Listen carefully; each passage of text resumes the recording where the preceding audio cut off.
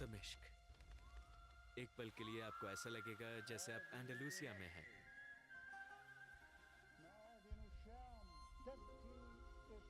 अभी सुबह के 6:18 हुए हैं। आजादी का समय। हम दमिश्क के करीब पहुंच रहे हैं। हम दमिश्क के रास्ते पर हैं। इतिहास के शुरू से ही ये दुनिया के नक्शे का केंद्र बिंदु रहा है। लोग खुश हैं। लगता है जैसे वो किसी जेल में थे जहां मुलाकात करना मना था। ये दमिश्क है, विश्व का सबसे पुराना बसा हुआ शहर और राजधानी। दमिश्क के केंद्र से हम अविश्वास में दमिश्क पहुंचे। मैं दमिश्क की सड़कों पर चल रहा हूँ, फिर भी मैं यकीन नहीं कर पा रहा हूँ कि मैं यहाँ हूँ। दमिश्क से वो चला गया। अलअसद 1000 कारें। दमिश्क में आपका स्वागत है। गर्व और विश्वास का दमिश्क। अलेप्पो, हमा, होम्स, इदलिब, लाटाकिया और तरतूस, वो शहर जिनके बारे में हमने जीवन भर सुना है लेकिन कभी जा नहीं सके। एक आजाद सीरिया जहां लोग स्वतंत्रता और सम्मान के साथ रहते। किसी को भी यकीन नहीं हो रहा कि हम सचमुच यहाँ आए हैं। सीरिया वापस आ गया। अब इस शानदार जीत के बाद यात्रा करने का समय है। एक परिवार और एक पार्टी के लगभग 60 वर्षों के अत्याचार के बाद एक ऐसा शासन जिसने सीरिया में विनाश, विस्थापन, यातना और विभाजन लाया। शांति लौट आई है और हमारा देश भी। सीरिया वापस हमारा है। इस सीरीज में हम महलों और जेलों की खोज करेंगे, शहरों का दौरा करेंगे, सीरिया को उजागर करेंगे और अंतिम मुक्ति संग्राम को समझेंगे। इसमें गोलियां हैं जो 11 दिनों तक चला और जिसके कारण बिना एक बूंद खून बहाए दमिश्क को आजाद कराया गया।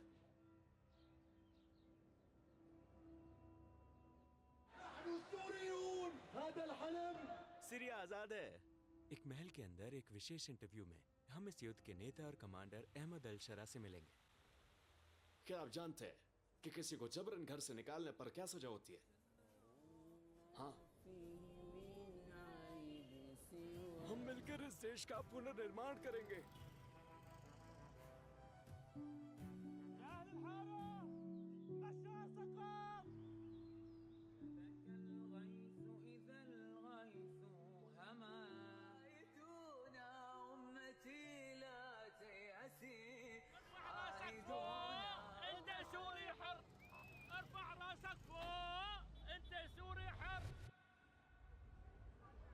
हम लेबनान के रास्ते सीरिया में प्रवेश करेंगे।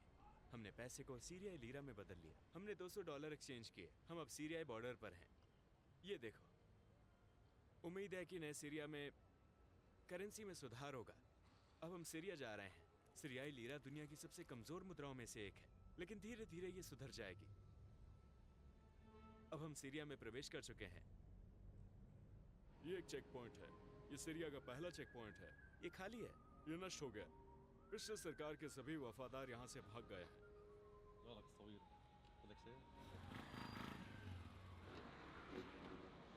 वो एक नए सीरिया के दोबारा बनाने के लिए सड़कों और चौकियों की सफाई कर रहे हैं। हम दमिश्क जा रहे हैं। हम लगभग वहां पहुंच चुके हैं। जैसे ही हमने बॉर्डर क्रॉस की, हमने ये टैंक देखा जिसे सैनिक छोड़कर भाग गए थे। पूरे रास्ते में आपको इस तरह की टूटी सड़कें और बर्बाद हुए टैंक दिखाई देंगे। दमिश्क तक पूरे रास्ते में कई चेक पॉइंट्स हुआ करते थे। हाँ, कहते हैं कि ये पूरे सीरिया का सबसे खराब चेक पॉइंट था। बेशक अब यहाँ कोई नहीं है। दमिश्क और सारा अरब जगत जश्न मना रहा है। क्या आप खुश हैं? हम खुश हैं। लेबनानी लोग सीरियाई लोगों से ज्यादा खुश हैं। वो दमिश्क है।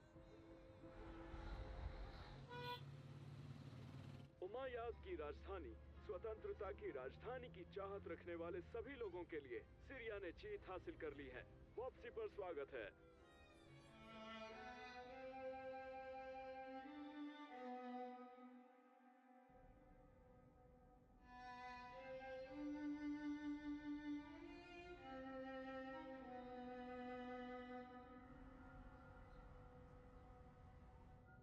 अब हम उमैयदों के जन्म स्थान दमिश्क से शुरुआत करेंगे। हम उमैयद मस्जिद से शुरुआत करेंगे, जो उमैयद राज्य का सबसे बड़ा प्रतीक है।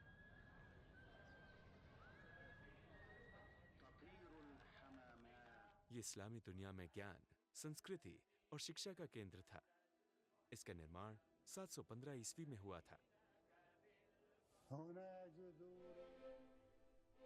ये अल हमीदिया बाजार है जो दमिश्क के पुराने शहर के मध्य में उमैयाद मस्जिद के बगल में है।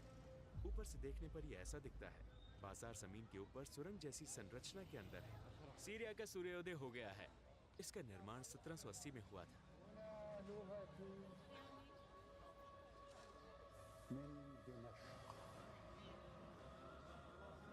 अब हम दमिश्क के सभी महलों का दौरा करेंगे। उनके पास 1330 कारें थी। हाँ,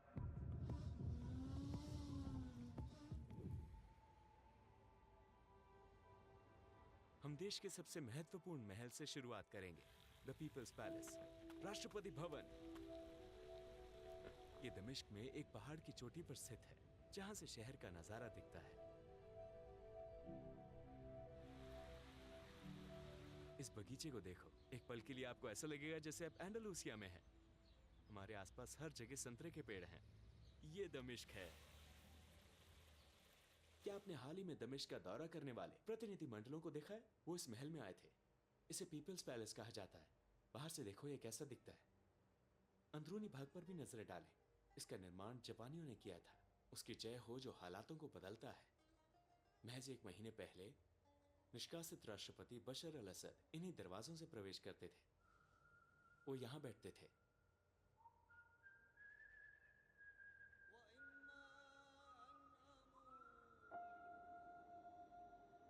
ये राष्ट्रपति भवन का गैरेज है, बशर अल असद का निजी गैरेज।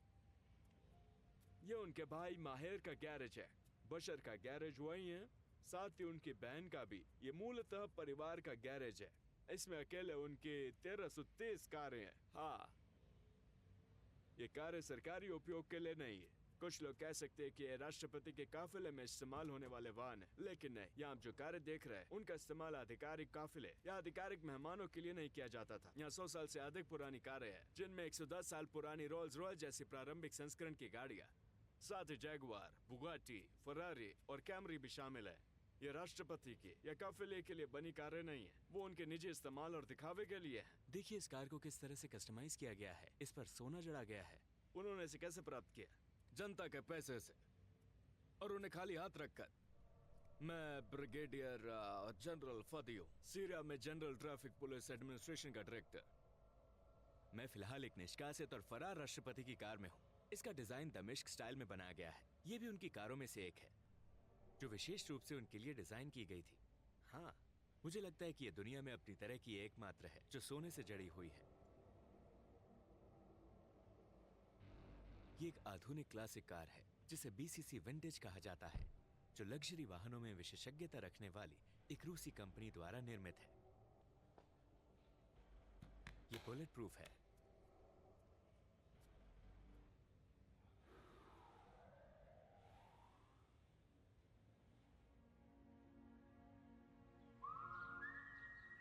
ये दमिश्क में उनके महलों में से एक है। अगले दिन हम पूर्व राष्ट्रपति के गेस्ट हाउस गए।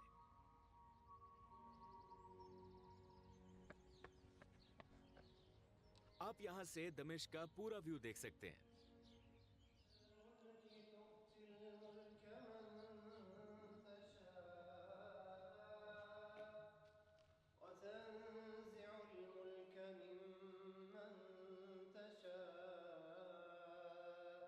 وتعز من تشاء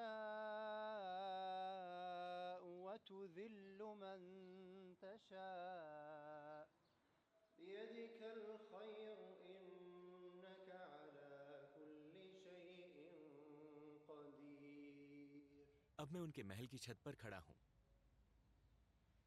यहां रॉकेट लॉन्चर हुआ करते थे। आम लोगों को कसीउन पर्वत पर चढ़ने की भी इजाजत नहीं थी। हम बशर अल असद के महल की छत पर हैं। इसकी कल्पना किसने की होगी? सिर्फ सीरियाई ही नहीं, बल्कि पूरी दुनिया इसकी कल्पना भी नहीं कर सकती थी। अब आपको कैसा लग रहा है जब सीरिया एक नया रास्ता अपनाने जा रहा है, जब सीरिया स्वतंत्र है, और जब हम उस अपराधी राष्ट्रपति के महल के ऊपर खड़े हैं जिसने उसको विस्थापित किया था।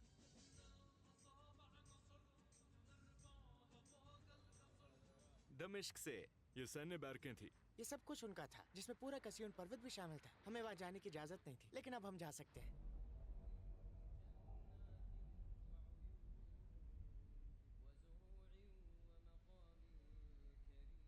उनका घर दमिश्क के सबसे संपन्न इलाके में उनके महल के बगल में है। उन्होंने प्रवेश द्वार पर उसकी तस्वीर लगा दी। ये उनका गैरेज है। इस उपकरण का उपयोग ये जांचने के लिए किया जाता था कि उनकी कार में विस्फोटक तो नहीं रखे गए हैं।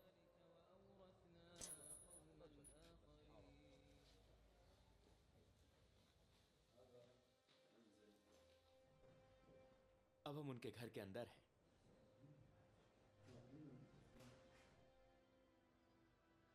उनके रूस भाग जाने के बाद लोगों ने उस पर धावा बोल दिया। उनके कारण लाखों सीरियाई लोगों ने समुद्र पार कर यूरोप में शरण ली।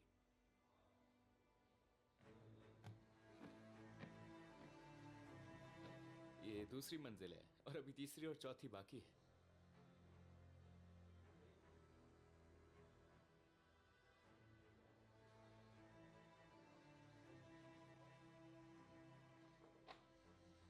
हाँ बिल्कुल।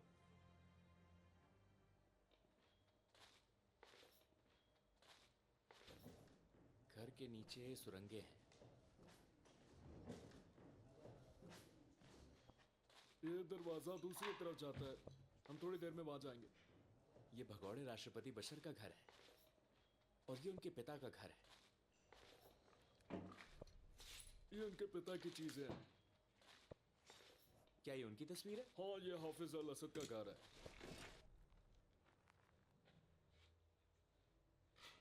ये सुरंगें हाफिज अल असद के घर के अंदर है, जो बशर के घर के ठीक बगल में स्थित है।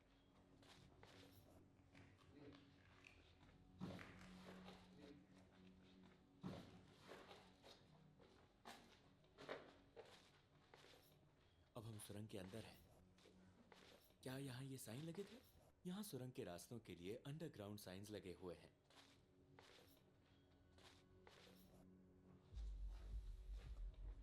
सुरंगों में साइंस लगे हैं ताकि वो खो ना जाए। सुरंगें कहते हैं कि जमीन के नीचे हॉल और कमरे हैं, इसलिए हम और गहराई में जा रहे हैं। अरे हम कहाँ जा रहे हैं?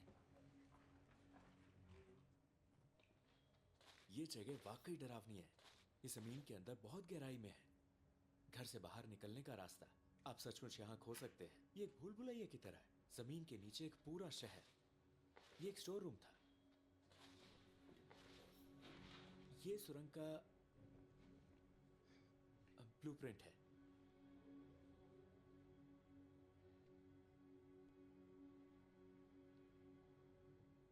ये अंडरग्राउंड है।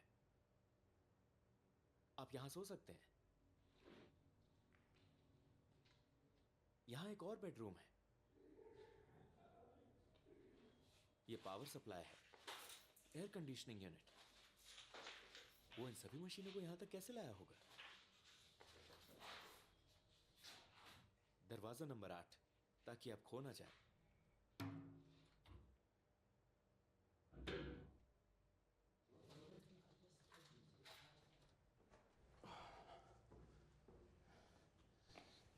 ये एक बड़ा हॉल है। ये दमिश्क हॉल है। हम एक सुरंग में घुस गए और दूसरी बिल्डिंग में पहुंच गए। दमिश्क हॉल। ये वाकई एक विशाल हॉल है।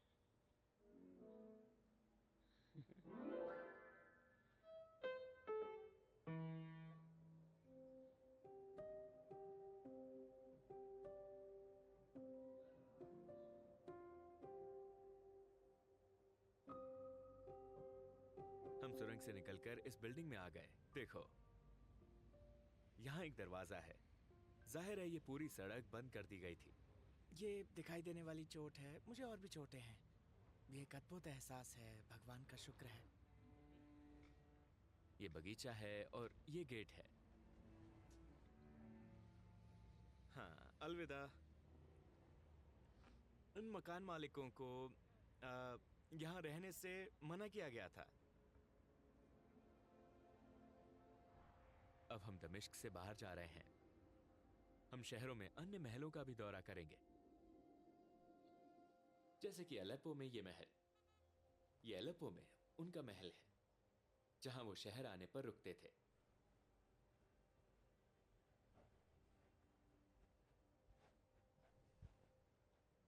चलो ऊपर चलें।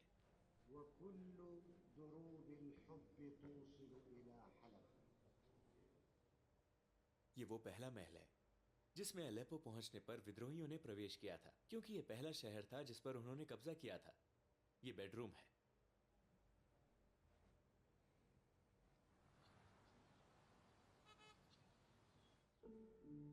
फिर हम लतकिया की ओर चल पड़े। इसे तट की दुल्हन कहा जाता है। यहां एक और महल है, असल में 3, समुद्र के किनारे पर। अलसरोत महल के अंदर से। अब हम बशर अल असद के लताकिया के महल में हैं। ये 3 महलों से बना है। समुद्र के किनारे, हाँ, इसमें एक मरीना और एक हेलीपैड भी है। आप अंदर खो सकते हैं। आप पेड़ों के बीच खो सकते हैं। महल के अंदर भी। हाँ बिल्कुल। लताकिया में आपका स्वागत है जो। और मैं आपको बशर के महल से कुछ देता हूँ। एक कीनू का फल। लताकिया और इसके तट नींबू की खेती के लिए मशहूर है। ये जनता का है। 3 महलों के बगीचे से। ये खट्टा है ना? ये खुद बशर जितना ही बुरा है।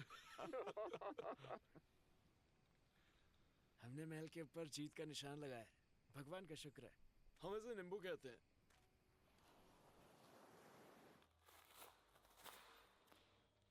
भूमध्य सागर पर यह महल अलेप्पो और दमिश्क में देखे गए सभी महलों से बड़ा है। इसमें 100 से अधिक लोगों की मेजबानी की जा सकती है। यह समुद्र तट के साथ साथ फैला हुआ है।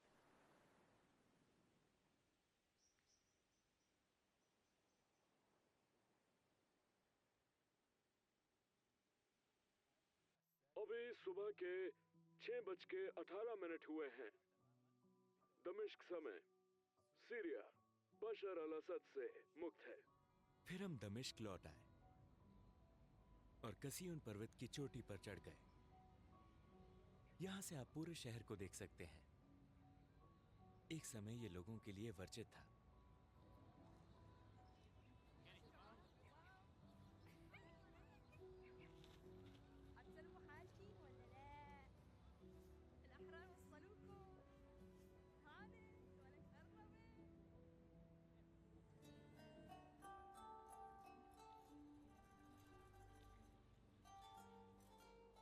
उन होटलों पर नजर डालें जिनमें आप रुक सकते हैं। आपको दमिश्क में एक अविश्वसनीय अनुभव होगा। अब आपको कैसा महसूस हो रहा है? मैं जानना चाहता हूं कि आप कैसा महसूस कर रहे हैं। ये पुराने दमिश्क घर हैं।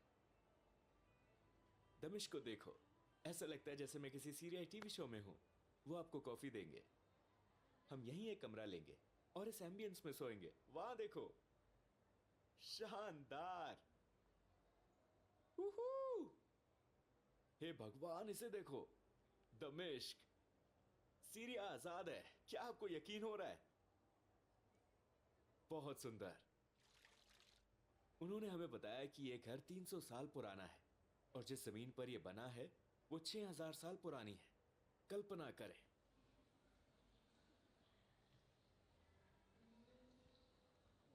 यह दमिश्क ब्लैकबेरी जूस है, दमिश्क की विरासत का हिस्सा।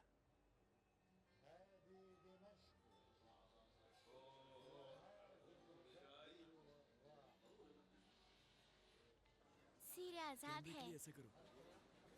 ये क्रीम के साथ लबनिया है।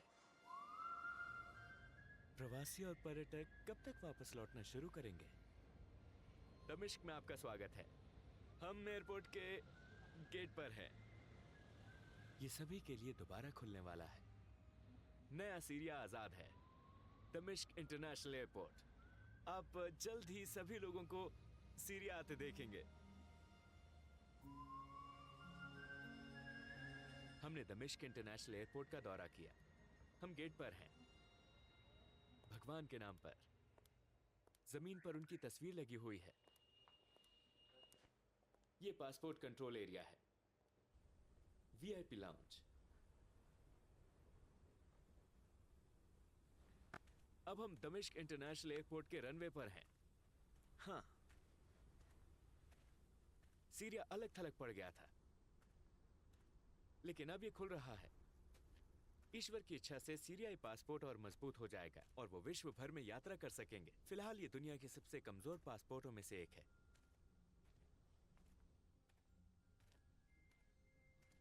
हम दमिश्क में उतरते समय आपसे कहना चाहते हैं कि ईश्वर के नाम पर नए सीरिया में आपका स्वागत है।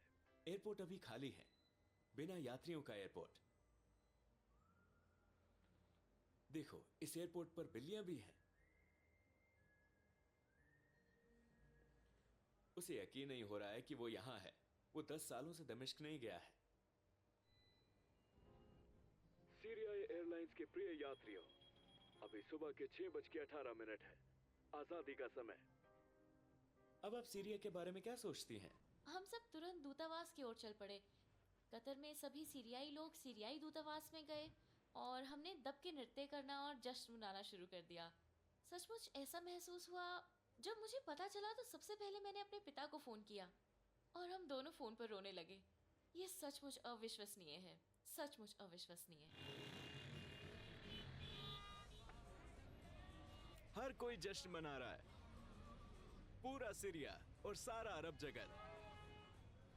ये सीरिया का सबसे प्रसिद्ध चौक है। हर शुक्रवार को जश्न मनाने के लिए सभी लोग यहाँ इकट्ठा होते हैं। सीरिया आजाद है, राजधानी आखिरकार।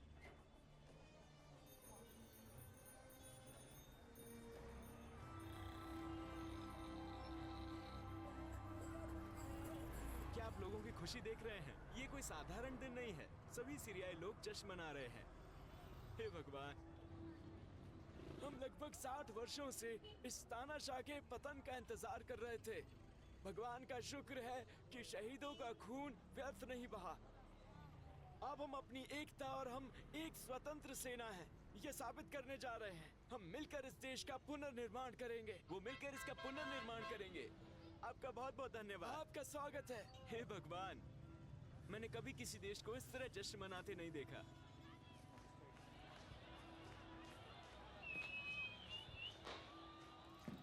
यहाँ विदेश से भी लोग आ रहे हैं। हर कोई जश्न मना रहा है। كان بدكن هذا الحلم يتحقق لانه كلياتنا كنا بسجن. نحن السوريون. 12 मिलियन लोग विस्थापित हो गए और हम पूरी दुनिया में फैल गए। आप जहाँ भी जाएंगे आपको सीरियाई लोग मिलेंगे। सचमुच आपको हर देश में सीरियाई लोग मिल जाएंगे। अब हम सब वापस आ सकते हैं। 14 सालों में पहली बार हम दोबारा एक हो सकते हैं। ये एक अजीब सा एहसास है। अभी तक कोई भी इसे समझ नहीं सका है। भगवान का शुक्र है। भगवान का शुक्र है। भगवान का शुक्र है। आपका बहुत बहुत धन्यवाद। आपका भी धन्यवाद। हाफिज अल्लाह साहब, क्या आपको ये मीडिया मंत्रालय में मिला? हाँ, देखो ये किताब कितनी मोटी है। ये सिर्फ एक व्यक्ति का गुणगान है। एक ऐसा व्यक्ति जिसने 60 वर्षों तक देश पर शासन किया और सीरियाई लोगों पर अत्याचार और उनका विस्थापन किया। इस पल में भी हम एक सपना जी रहे हैं। तो परिवर्तन आ रहा है? हाँ, एक नया सीरिया बनाने के लिए परिवर्तन आ रहा है। एक नया सीरिया जहाँ लोग स्वतंत्रता और सम्मान के साथ रह सकें। बहुत बढ़िया। हाँ। वो एक हफ्ते से सोए नहीं है। वो यहीं ऑफिस में रहते हैं। आपके प्रयासों के लिए धन्यवाद।